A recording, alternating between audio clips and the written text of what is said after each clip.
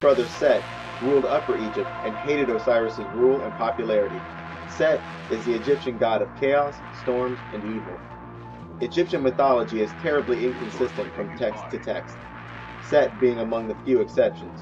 He's universally considered dark and evil. In this song, Be Prepared, Scar's lair looks increasingly like hell.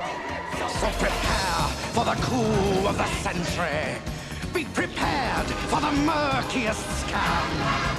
Meticulous planning, tenacity spanning, decades of denial.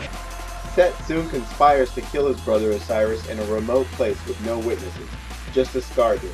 But Set only partially succeeds, because Horus, the son of Osiris, was still alive and fled into hiding. Set merges Upper and Lower Egypt and begins ruling them both, and brings both to failure. Eventually, Horus returns. A great battle ensues where Horus's eye is injured by Set, and alas, Horus defeats him. Some Egyptian texts even claim Set had Osiris trampled to death, just as Mufasa and Whistler were.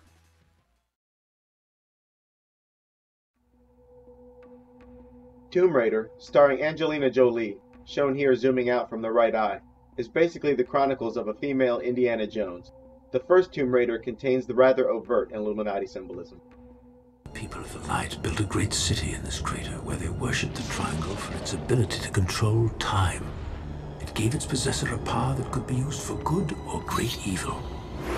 Their abuse of this power led to the destruction of the city. To be sure no man would ever again wield this power, they split the triangle into two pieces and hid them at opposite ends of the earth. For the secret society known as the Illuminati, devious, dangerous men who seek to fulfill an ancient prophecy by reuniting the two halves and attaining the triangle's awesome and terrible powers.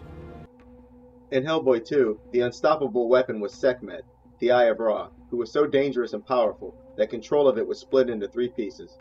In Tomb Raider, it's the Triangle of Light, sporting an all-seeing eye, and that was so dangerous and powerful that control of it was split into three pieces. The all-seeing eye, portrayed as a non-sentient ultimate weapon, is quite common. Tomb Raider has traces of yet another familiar story, the story of Set, Osiris, and Horus, with Laura as a female Horus. In legend, Set kills Osiris in a remote place with no witnesses, like Lara Croft's father was killed, and as usual, Set is attempting to reach godhood. At the end, the final battle of who would rule between Horus and Set, Lara Croft and Manfred Powell race to the top of a pyramid. Like Lion King, Horus is victorious.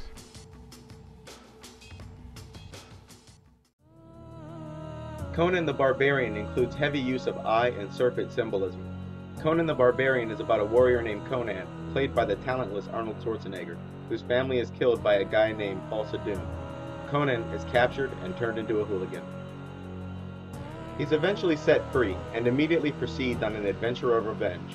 He locates and sneaks into Falsa Doom's lair, which is called Set's Mountain of Power in the movie, and kills him. This story sounds like yet another retelling of Horus versus Set conflict. Set kills Horus's father, Osiris, and Horus spends the rest of his time gaining revenge and reclaiming his throne. Falsa Doom, played by James Earl Jones, is connected to the Egyptian god Set so often in the film that it's kind of implied that he is Set. The only snakes I know of are those of Set and those cursed towers. They have spread to every city. 2-3 years ago, it was just another snake cult. Now, everywhere. It is said that they are deceivers. They murder people in the night. They said you would come. A man who would someday be king by his own hand. One who would crush the snakes of the earth. Snakes?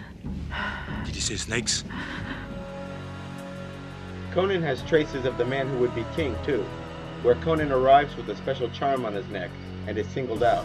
In Conan, Set's symbol is two connected serpents facing each other against the sun, whereas in The Man Who Would Be King, it was two connected serpents facing away. Also, a familiar theme unfolds as Conan dies and comes back to life.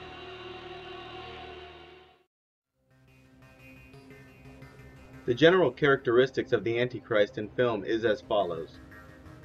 He's mistaken for a god, egocentric and vain, insensitive with bad people skills, uses violence as a solution, dies or suffers a severe injury, He may have a past life because of having died and come back.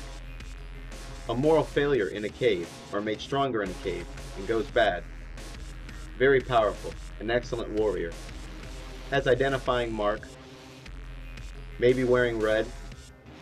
Impulsive, a Dr. Jekyll, Mr. Hyde kind of guy for sure. Can read minds and sense emotions. May find himself working for the bad guy or teaming up with him. At some point may be underwater, usually thrown in the water, or arriving by boat. This symbolism is used because he is the beast from the sea.